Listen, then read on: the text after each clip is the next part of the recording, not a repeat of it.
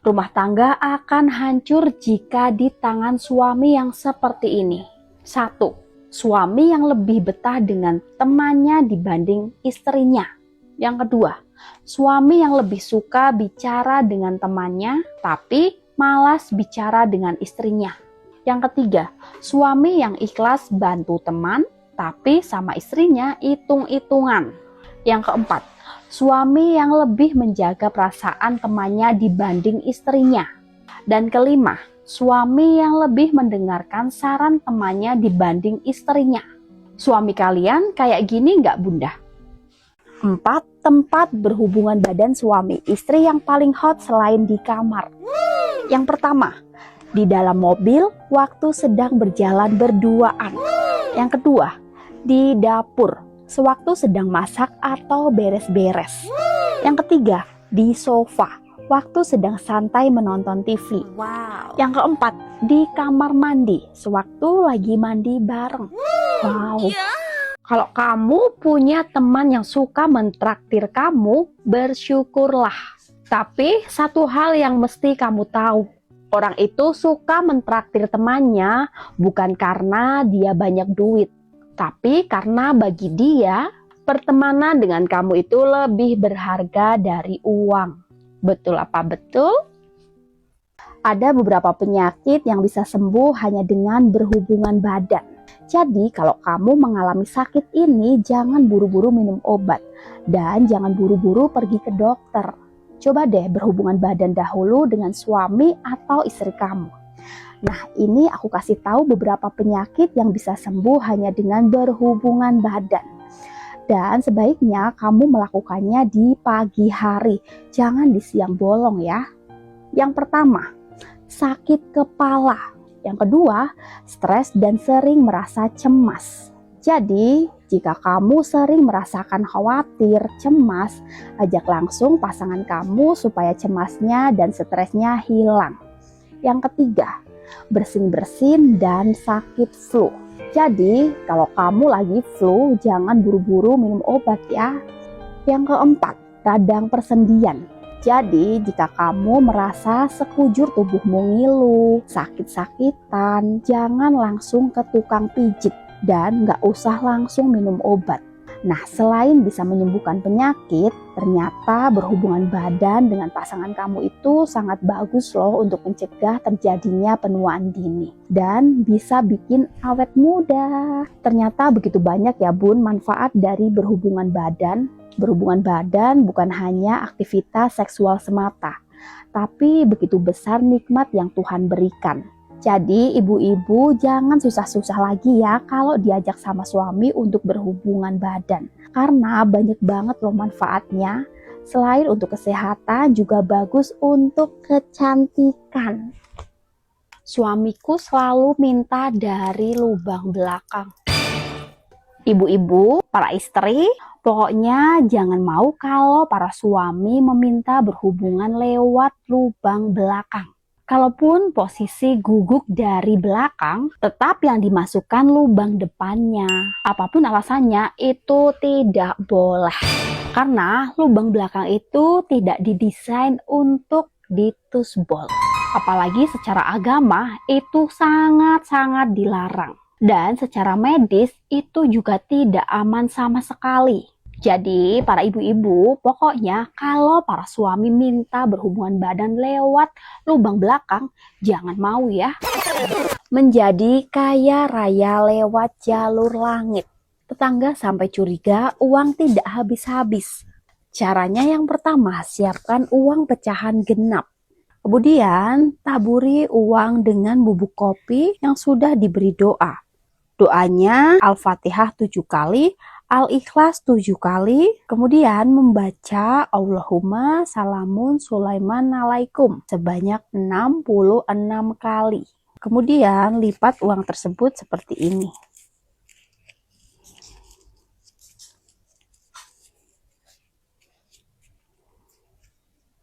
Kemudian simpanlah uang tersebut di dalam dompet. Jangan pernah gunakan uang tersebut untuk membelanjakan apapun, karena uang tersebut sebagai uang pancingan agar uang yang lain berdatangan dan menjadi kaya raya. Insya Allah, amin.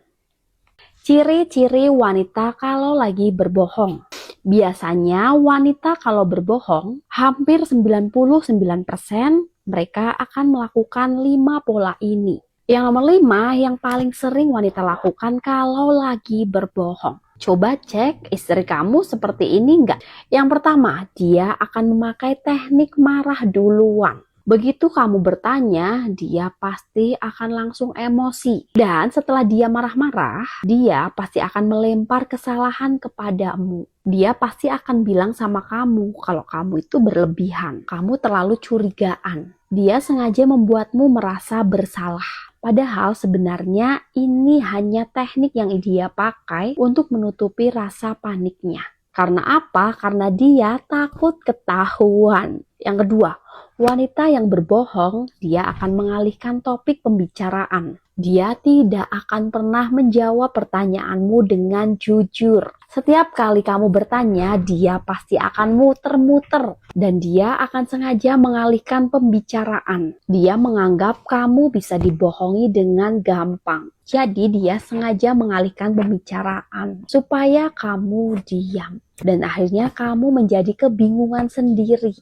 Yang ketiga, dia berlagak menjadi korban. Padahal dialah pelakunya. Bukannya menjawab pertanyaanmu, dia justru malah menyerang balik.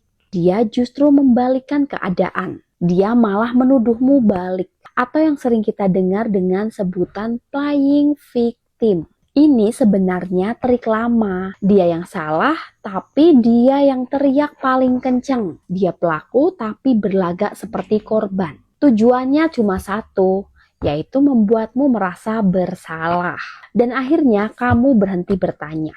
Yang keempat, bahkan dia sampai membawa-bawa nama Tuhan. Dan yang terakhir, yang paling sering dilakukan, wanita akan pura-pura menangis. Ingat satu hal, kalau seseorang berkata jujur, dia justru tidak akan memakai emosi untuk menjawab pertanyaanmu.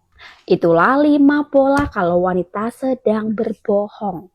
Batas yang harus dijaga oleh laki-laki yang sudah beristri. Pertama, jangan bersikap terlalu ramah pada wanita lain. Karena candaan kecil yang kamu anggap biasa sering jadi awal rasa nyaman untuk wanita lain. 2. Jangan mendengarkan curhatan wanita lain. Karena curhat adalah awal munculnya rasa nyaman dan pintu masuknya pengkhianatan. 3. Jangan memberi perhatian khusus pada wanita lain selain istrimu. Karena perhatian adalah hak istrimu, bukan wanita lain. Seumur hidup kamu tidak akan pernah terkena asam lambung. Asam lambung sembuh total sejak minum ramuan ini. Yang sudah bertahun-tahun memiliki riwayat asam lambung tidak sembuh-sembuh, sudah sampai pergi ke dokter, minum obat medis ini itu, tapi tidak kunjung sembuh, kalian wajib minum ramuan ini. Silakan bagikan resep ini kepada keluarga, kerabat, dan saudaramu yang memiliki riwayat asam lambung. Minumlah resep ini setiap sebelum tidur. Siapkan 1 ruas jahe, 1 ruas kunyit, dan 2 lembar daun pandan. Kemudian geprek jahe, kunyit, dan iris kecil-kecil daun pandannya. Rebus ketiga bahan tadi dengan 2 gelas air hingga mendidih. Dan tunggulah sampai airnya menyusut. Kemudian minumlah ramuan ini selagi masih hangat. Diminum waktu perut kosong juga tidak masalah. Ramuan ini sangat bermanfaat untuk mengobati asam lambung. Selain itu, manfaatnya juga bisa mengatasi insomnia atau sulit tidur dan juga berfungsi melindungi lapisan lambung. Ingat, diminumnya rutin setiap kali mau tidur. Rasakan efeknya setelah minum ramuan ini selama 7 hari. Selamat mencoba! 4. Tempat berhubungan badan suami istri yang paling hot selain di kamar. Yang pertama, di dalam mobil waktu sedang berjalan berduaan. Yang kedua, di dapur sewaktu sedang masak atau beres-beres. Yang ketiga, di sofa waktu sedang santai menonton TV. Wow. Yang keempat, di kamar mandi sewaktu lagi mandi bareng. Wow. Rumah tangga akan hancur jika di tangan suami yang seperti ini. 1. Suami yang lebih betah dengan temannya dibanding istrinya. Yang kedua, suami yang lebih suka bicara dengan temannya tapi malas bicara dengan istrinya. Yang ketiga, suami yang ikhlas bantu teman tapi sama istrinya hitung-hitungan. Yang keempat, suami yang lebih menjaga perasaan temannya dibanding istrinya. Dan kelima, suami yang lebih mendengarkan saran temannya dibanding istrinya. Suami kalian kayak gini nggak, Bunda?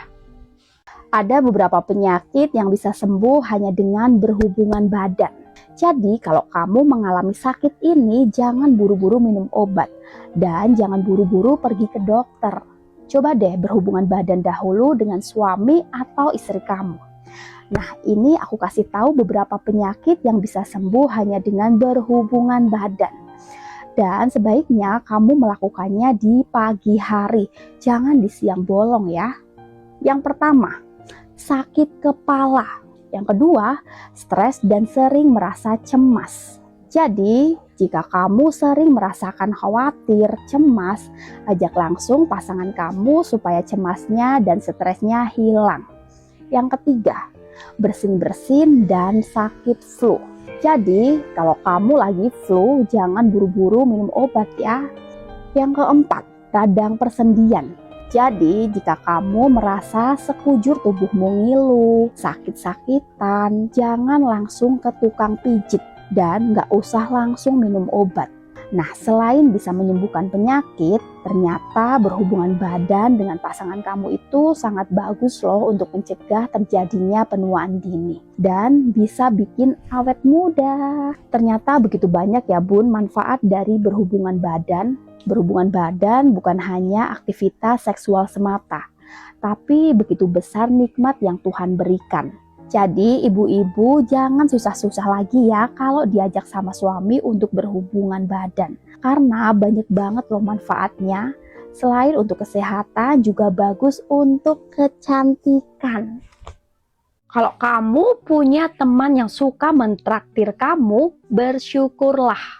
Tapi satu hal yang mesti kamu tahu, orang itu suka mentraktir temannya bukan karena dia banyak duit, tapi karena bagi dia pertemanan dengan kamu itu lebih berharga dari uang. Betul apa betul? Suamiku selalu minta dari lubang belakang.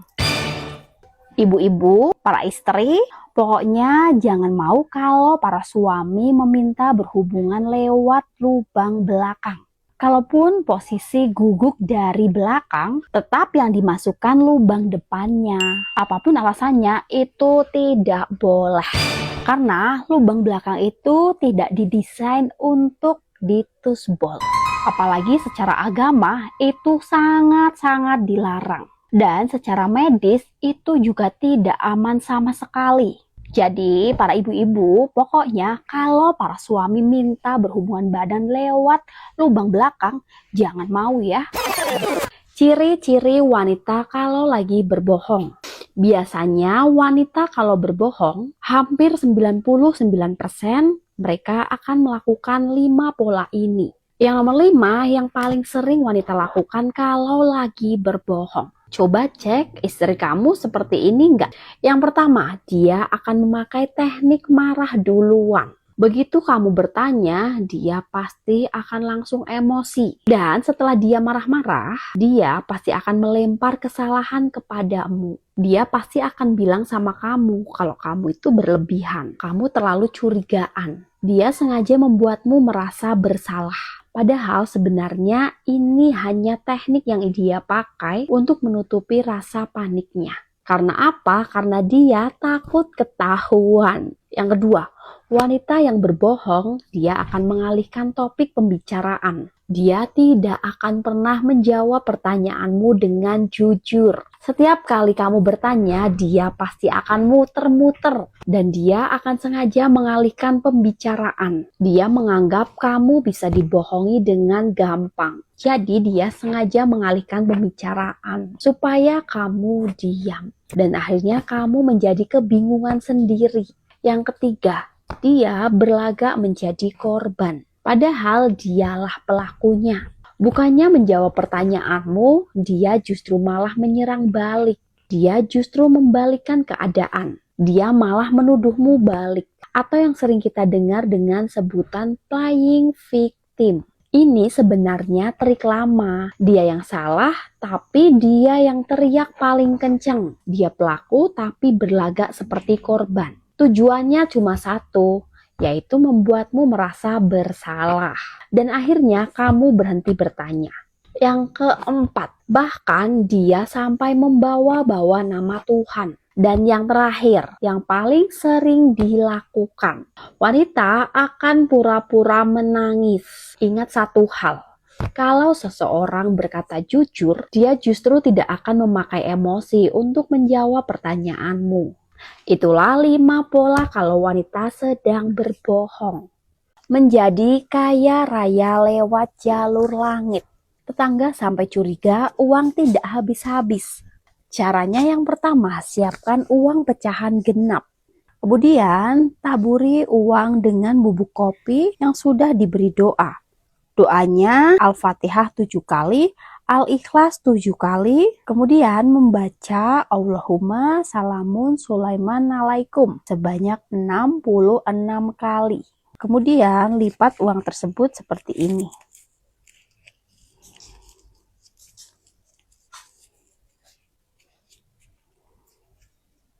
Kemudian simpanlah uang tersebut di dalam dompet. Jangan pernah gunakan uang tersebut untuk membelanjakan apapun, karena uang tersebut sebagai uang pancingan agar uang yang lain berdatangan dan menjadi kaya raya. Insya Allah, amin. Kau kayak mana kau jadi orang? Apa nggak bisa Leka diatur sama suamimu? Kenapa rupanya? Kenapa rupanya nggak pernah Leka tengok kau menghargai suamimu? Makanya kalau mau dihargai cari uang yang banyak biar bisa ngatur. Kau bilang kau menghargai pula. Jadi kalau aku nganggur kau nggak mau lagi menghargai aku? Iya. Kamu tahu nggak, suami seperti apa yang paling menderita? Suami yang paling menderita bukanlah suami yang kerjaannya paling berat. Bukan pula suami yang punya penghasilan paling kecil. Tapi suami yang paling menderita adalah suami yang setiap hari pulang ke rumah, namun tidak pernah merasa pulang. Pagi hari saat dia mau berangkat kerja, yang dia dengar bukan doa, tapi omelan. Langkahnya keluar rumah bukan dengan tenang, tapi dengan hati yang sudah lelah duluan. Seharian dia berjuang di luaran sana. Dia menahan capek, menahan emosi, menahan beban hidup. Dia berharap ketika nanti pulang ke rumah, dia bisa sedikit bernafas lega. Tapi ternyata saat pintu rumah dibuka, yang menyambut bukan ketenangan, melainkan amarah, emosi, yang sama seperti pagi tadi saat dia mau berangkat bekerja. Kamu coba bayangkan gimana rasanya punya rumah, tapi tidak nyaman. Punya pasangan, tapi tidak menenangkan. Itu bukan sekedar capek fisik, tapi capek hati. Bukan berarti istri tidak boleh marah, bukan. Bukan juga harus selalu diam. Tapi belajarlah bagaimana menyampaikan tanpa melukai. Bagaimana berbicara tanpa menjatuhkan. Karena rumah tangga itu bukan tentang siapa yang paling keras, tapi siapa yang paling mau mengalah dan meredam. Kalau setiap hari yang diberikan hanya omelan dan emosi, maka jangan salahkan jika suatu saat nanti suamimu akhirnya berhenti peduli. Bukan karena dia tidak cinta lagi, tapi karena dia sudah terlalu lelah untuk merasa. Dia sudah lelah menghadapi sikap dan sifatmu. Awalnya mungkin dia masih menjelaskan, masih berusaha memperbaiki. Dia masih bertahan, walau sering disakiti oleh kata-kata istrinya. Tapi lama-lama, dia akan memilih diam. Bukan karena dia tidak punya jawaban, tapi karena dia sadar apapun yang dia lakukan selalu salah di matamu. Hari demi hari, yang dulu dia hangat, sekarang menjadi dingin. Yang dulu dia peduli, jadi biasa aja. Dia memang tetap pulang ke rumah. Dia tetap bekerja. Dia tetap menjalankan tanggung jawabnya. Tapi hatinya sudah tidak lagi di sana. Dan saat itu terjadi, kamu jangan kaget. kalau dia tidak bereaksi lagi atas sikap dan sifatmu. Dia tidak lagi bertanya, dia tidak lagi memperjuangkan. Karena yang paling menyakitkan bukan saat dia marah, tapi saat suamimu sudah tidak peduli lagi. Maka dari itu perbaiki sebelum terlambat. Lembutkan sebelum semuanya benar-benar hilang. Karena ketika seorang suami sudah memilih diam dan cuek, itu sering sekali bukan awal, tapi adalah akhir dari segalanya. Karena puncak tertinggi dari amarah seorang laki-laki adalah ketika dia memilih diam. Batas yang harus dijaga oleh laki-laki yang sudah beristri. Pertama, jangan bersikap terlalu ramah pada wanita lain. Karena candaan kecil yang kamu anggap biasa sering jadi awal rasa nyaman untuk wanita lain. 2. Jangan mendengarkan curhatan wanita lain. Karena curhat adalah awal munculnya rasa nyaman dan pintu masuknya pengkhianatan. 3. Jangan memberi perhatian khusus pada wanita lain selain istrimu. Karena perhatian adalah hak istrimu, bukan wanita lain. Apakah selingkuh bisa sembuh? Bisa, selingkuh bisa sembuh dengan 5 cara ini. Yang pertama, miskin. Yang kedua, cacat. Yang ketiga, gila. Yang keempat, stroke. Yang kelima, mati. Dijamin bisa sembuh dengan cara ini. Ciri-ciri suami yang gak cinta sama istrinya, tapi dia masih tetap membutuhkan istrinya. Yang pertama, cuek kepada istrinya. Tapi di saat dia butuh istrinya, dia bisa berubah menjadi suami yang paling baik, paling perhatian. Terlihat dia paling menyayangimu, bucin. Bukan karena dia cinta, tapi karena dia lagi ada maunya. Yang kedua, dia menuntut. Istri harus begini, begitu, sesuai dengan kemauannya. Padahal yang kita tahu, mencintai itu adalah memberi dan berkorban, bukan menuntut. Jadi jika suami taunya hanya menuntut, hati-hati. Yang ketiga, suami haus validasi. Suami mengharuskan istrinya untuk selalu memikirkannya dan mengutamakannya. Dia menuntutmu harus menghargainya, menghormatinya, memperlakukannya dengan baik, dan kamu harus mendengar omongan dan aturannya.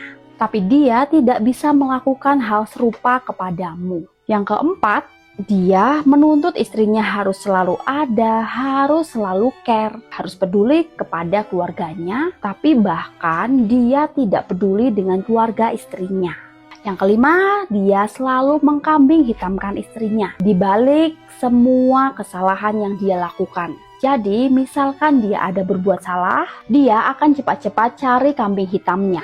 Dan istri yang selalu menjadi sasaran kesalahannya. Padahal suami yang melakukan kesalahan, tapi dia mengkambing hitamkan istrinya.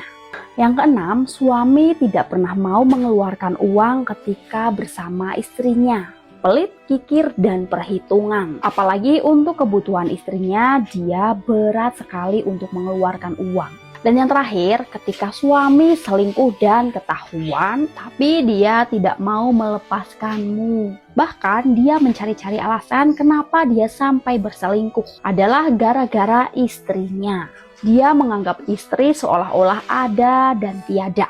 Hanya dibutuhkan di saat dia perlu saja. Tapi dia tidak mau melepasmu dan membuangmu. Bukan karena dia cinta sama kamu, tapi karena dia membutuhkanmu. Terdengar begitu kejam, tapi ada banyak suami yang curang, yang berlaku seperti ini terhadap istrinya. Semoga suami-suami seperti itu cepat bertaubat ya. Kenapa laki-laki kalau lagi ribut sama pasangannya, dia selalu mengalah? Yang pertama, karena dia sayang. Yang kedua, karena dia penyabar. Yang ketiga, karena dia udah dewasa, dia nggak mau memperpanjang masalah. Yang keempat, karena udah biasa. Yang kelima, karena dia tahu dia nggak bakalan menang melawan wanita. Betul nggak?